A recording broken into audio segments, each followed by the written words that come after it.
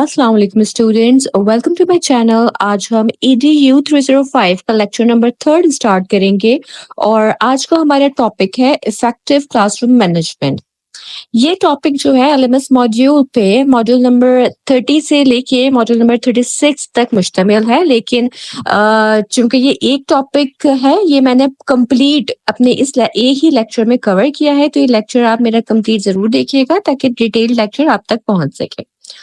तो चलिए इस लेक्चर को स्टार्ट करते हैं।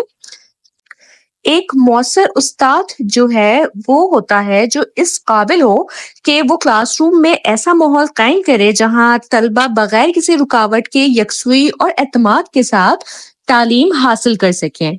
ऐसे असातिज़ा सिर्फ तालीमी मवाद की मनसूबाबंदी नहीं करते हैं, बल्कि वो अपनी तदरीसी तरीक़ेकार को जामे और मरबूत बनाते हैं।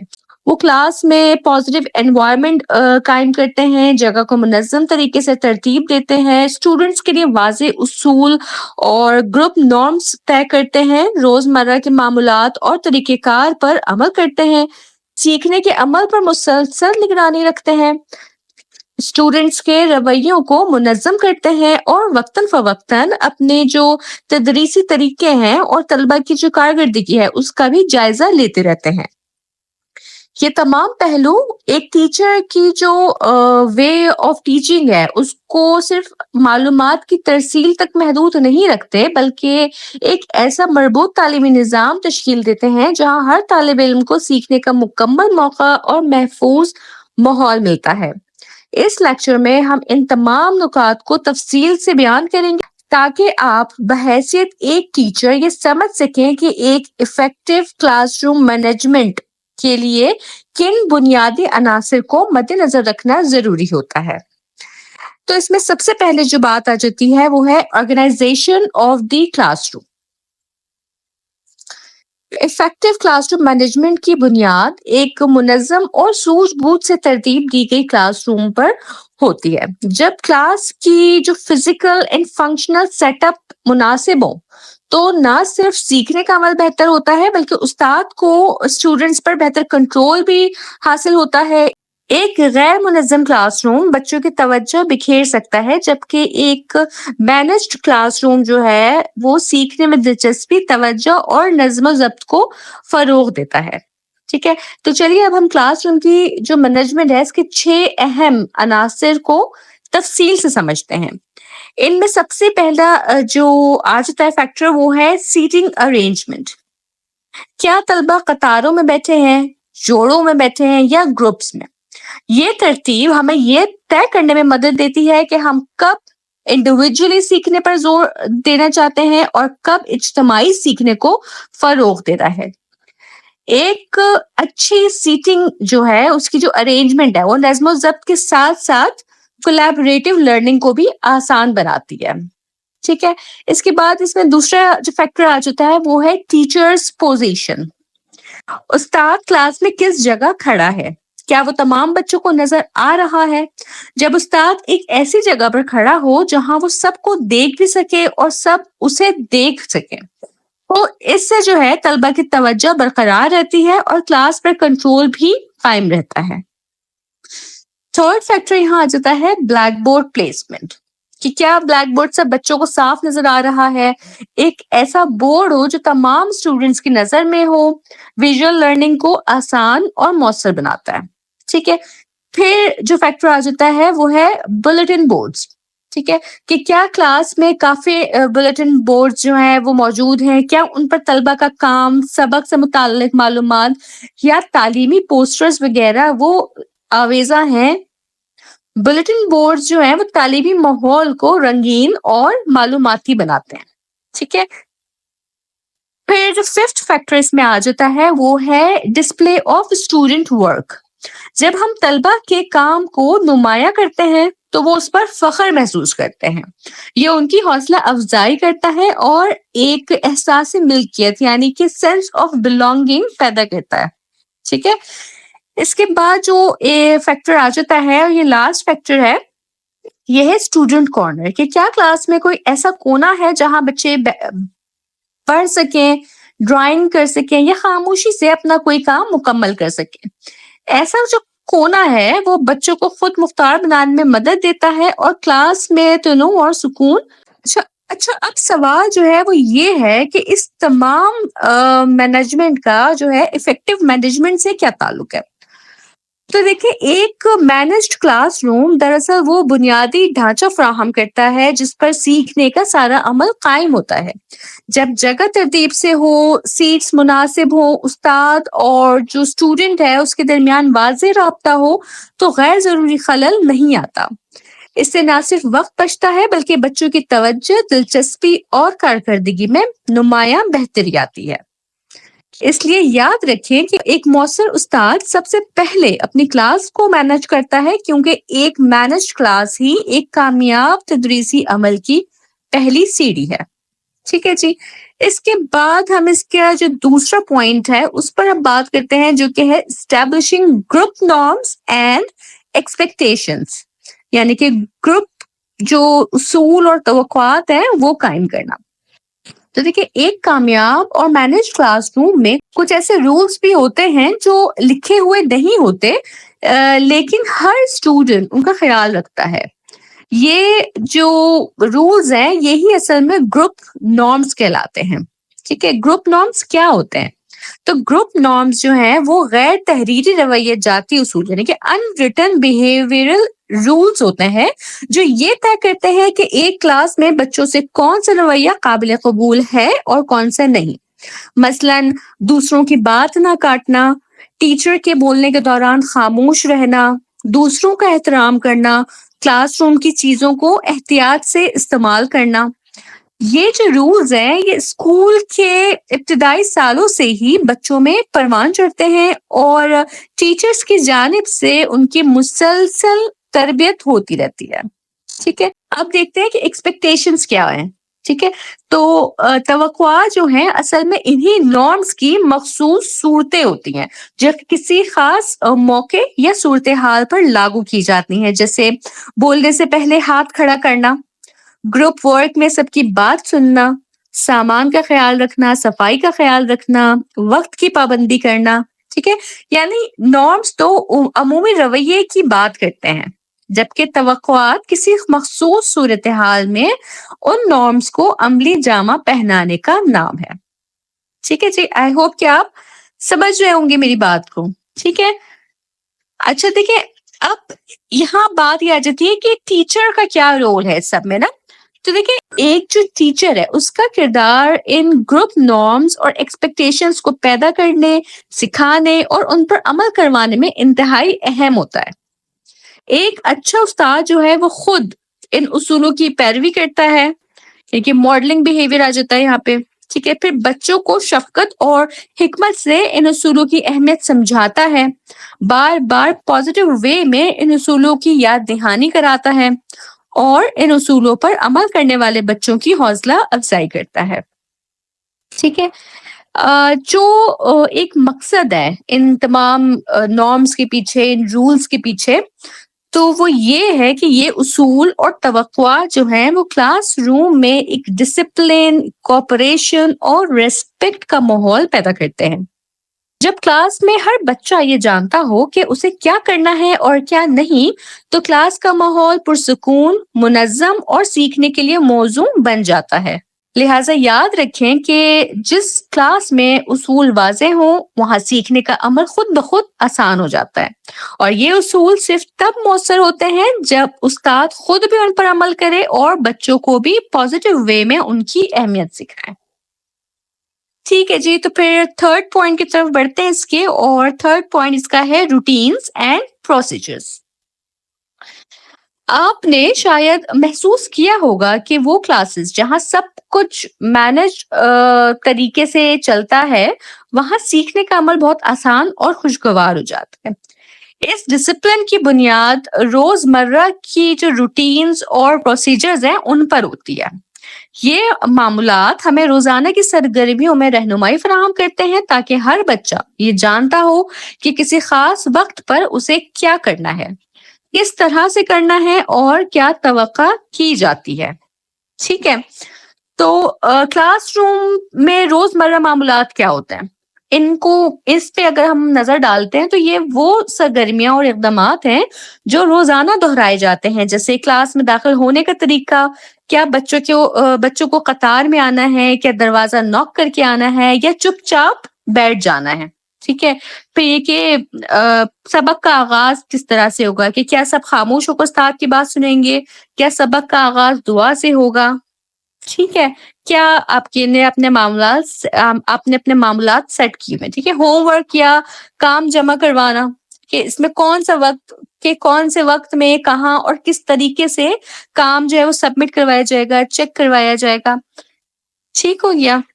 اب اگر اس پہ بات کریں لیسن پروسیجر، کہیں کہ یہ ان اقدامات پر مشتمل ہوتے ہیں جو سبق کے دوران عمل میں لائے جاتے ہیں، مثلا سبق کیسے شروع ہوگا، سوال و جواب کا طریقہ کیا ہوگا، سبق کا اختتام کیسے ہوگا، کون سی سرگرمیاں ذاتی ہوں گی اور کون سی گروپ ایکٹیویٹیز میں ہوں گی، ٹھیک ہے۔ ان طریقے کار کا مقصد یہ ہے کہ ہر بچہ ہر وقت واضح طور پر جانتا ہو کہ اسے کیا کرنا ہے۔ پھر ہم بات کرتے ہیں انٹریکشن پروٹوکولز۔ یہ اصول وضاحت کرتے ہیں کہ طلبہ اور اساتذہ کے درمیان کس طرح بات چیت ہونی چاہیے، جیسے ادب ہو، باریک انتظار ہو، سوال کا انداز، ان سب پر جو ہے فوکس کیا جا رہا ہے۔ طلبہ آپس میں کیسے بات کریں، گروپ ورک میں ایک دوسرے کا خیال رکھیں اور احترام سے پیش آئیں۔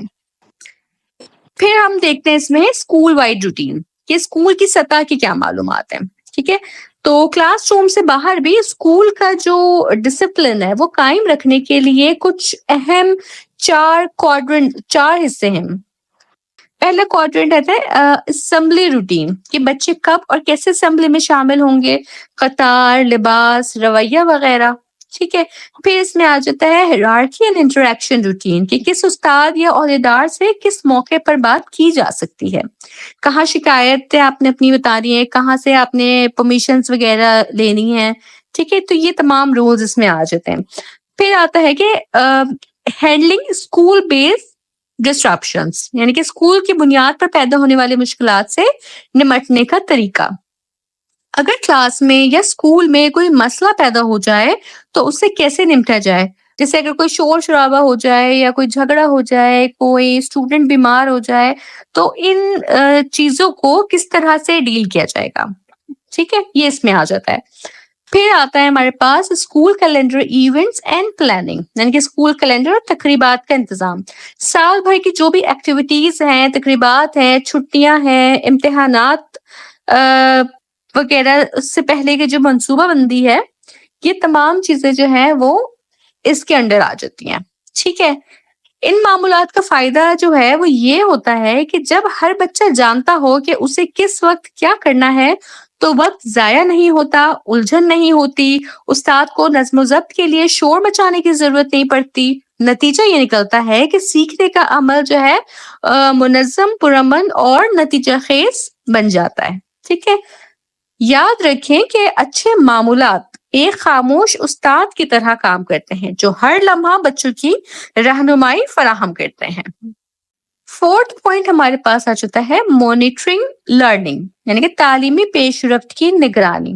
اسٹوڈنٹس کی تعلیمی ترقی کو مانیٹر کرنا ایک استاد کی اہم ترین ذمہ داریوں میں سے ہے، کیونکہ جب تک ہمیں یہ علم نہ ہو کہ ہمارے اسٹوڈنٹ کیا سیکھ رہے ہیں، سمجھ بھی رہے ہیں یا نہیں، ہم ان کی مدد بھی افیکٹولی نہیں کر پائیں گے، ٹھیک ہے۔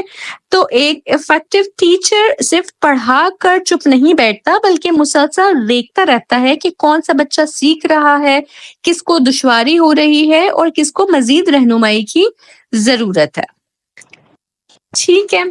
اس میں ہم آگے چل کر بات کرتے ہیں اب کہ تعلیمی نگرانی کے 3 بنیادی طریقے ہیں، ٹھیک ہے۔ سب سے پہلا اس میں آ جاتا ہے فارمل اسسمنٹ، رسمی جائزے۔ یہ وہ ٹیسٹ اور کوئزز ہوتے ہیں جو مقررہ وقت پر لیے جاتے ہیں تاکہ دیکھا جا سکے کہ بچوں کو سبق کس حد تک سمجھ آیا ہے، جیسے کہ یونٹ ٹیسٹ، ماہانہ امتحانات، مختصر یا طویل کوئزز وغیرہ۔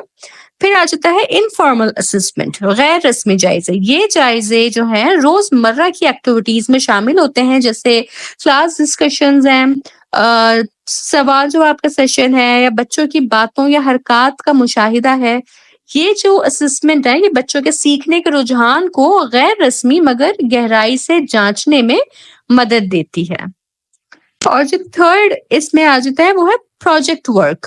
یہ وہ ایکٹیویٹیز ہوتی ہیں جن میں اسٹوڈنٹ کو کوئی حقیقی زندگی سے متعلق کام سونپا جاتا ہے، جیسے کہ چارٹ بنانا، معلوماتی فائل تیار کرنا یا کوئی پرابلم سالو کرنے والا کوئی کام دے دینا۔ یہ کام جو ہوتے ہیں طلبہ کی جو کریٹیکل تھنکنگ ہے یا جو کریٹیوٹی ہے اور عملی علم ہے اس کو جانچنے میں مدد دیتے ہیں۔ ٹھیک ہے، تو مانیٹر لرننگ میں جو ٹیچر کا رول ہے اس پر ہم بات کرتے ہیں کہ ایک استاد کو صرف ٹیسٹ لینا ہی کافی نہیں ہے، بلکہ اسے چاہیے کہ ہر بچے کی ترقی کا مکمل ریکارڈ رکھے، اس کا اسسمنٹ پورٹ فولیو تیار کرے جس میں بچے کے تمام ٹیسٹ، پروجیکٹس اور اسسمنٹس ہیں وہ شامل ہوں، مسلسل فیڈ بیک دے تاکہ بچے کو یہ معلوم ہو کہ وہ کہاں بہتر ہے اور کہاں بہتری کی ضرورت ہے۔ ٹھیک ہے، انڈیویجول ٹریکنگ کرے تاکہ کوئی بھی بچہ پیچھے نہ رہے۔ اچھا، مانیٹر لرننگ کا مقصد کیا ہے؟ ٹھیک ہے، تو یاد رکھیں کہ مانیٹرنگ کا جو مقصد ہے صرف نمبر دینا نہیں ہوتا ہے، بلکہ اس کا اصل مقصد یہ ہے کہ بچے کی تعلیم کو بہتر بنایا جائے، سیکھنے کے عمل میں بہتری لائی جائے اور ہر بچے کو اس کی ضرورت کے مطابق رہنمائی فراہم کی جائے۔ جب ٹیچر اسٹوڈنٹ کی سیکھنے کی پیش رفت پر مسلسل نظر رکھتا ہے تو نہ صرف بچے بہتر کارکردگی دکھاتے ہیں بلکہ کلاس کا ماحول بھی زیادہ مؤثر، منظم اور سیکھنے کے لیے سازگار بن جاتا ہے۔ ٹھیک ہے، اب نیکسٹ جو ہے وہ ہم بات کریں گے ایک ایسے پہلو کی جو اکثر نظر انداز کر دیا جاتا ہے مگر دراصل کلاس مینجمنٹ کی بہتری کا بنیادی ذریعہ ہے، اور وہ ہے evaluation and class room management. آپ سب جانتے ہیں کہ اگر ہم کسی چیز کو بہتر بنانا چاہتے ہیں تو سب سے پہلے ہمیں یہ دیکھنا ہوتا ہے کہ وہ اس وقت کیسی چل رہی ہے۔ اسی اصول کو ہم ایویلویشن یعنی جائزہ یا جانچ کہتے ہیں۔ ٹیچر کو اپنی کلاس مینجمنٹ کی ایویلویشن کرنا کیوں ضروری ہے؟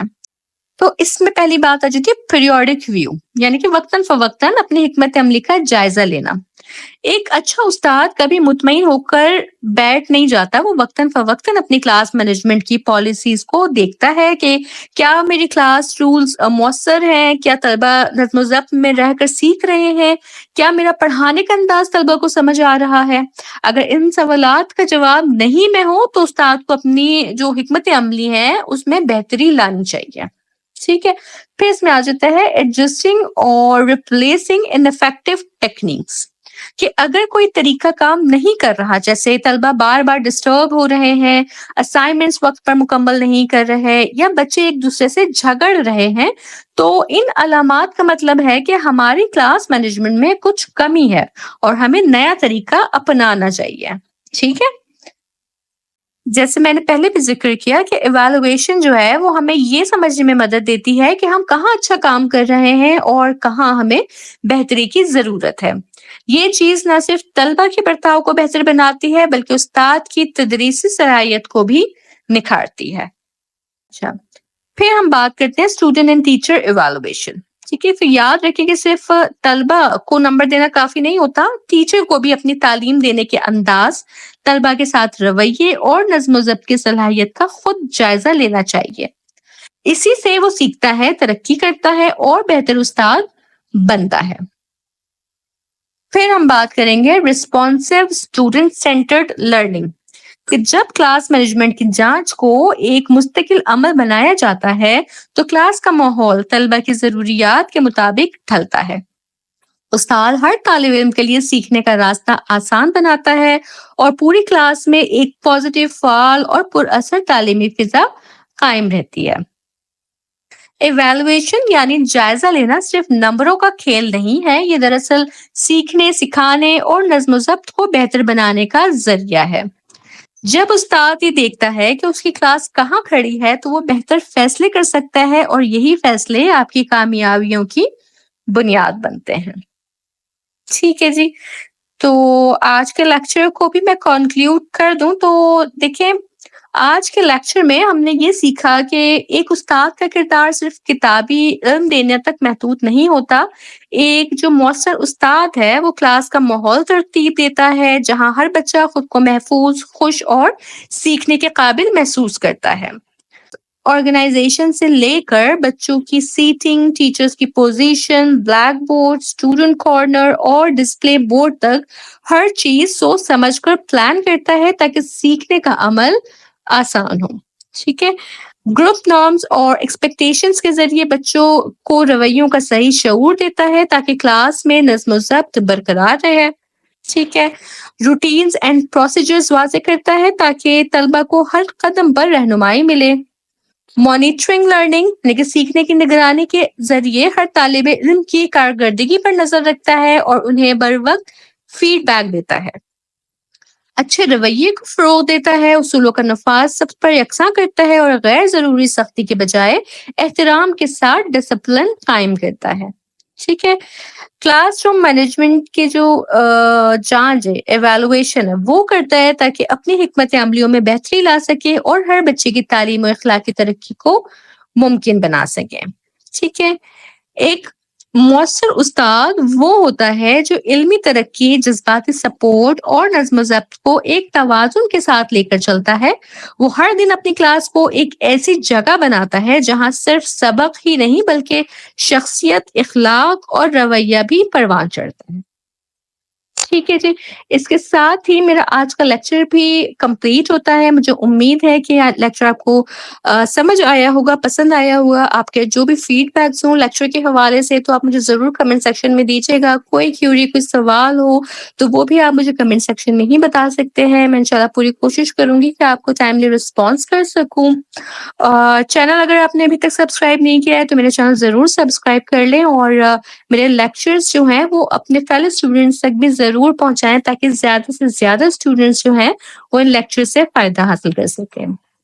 انشاءاللہ تعالیٰ میں اپنے نیکسٹ لیکچر میں پھر حاضر ہوں گی۔ تب تک آپ سب اپنا بہت خیال رکھیے گا۔ اللہ حافظ۔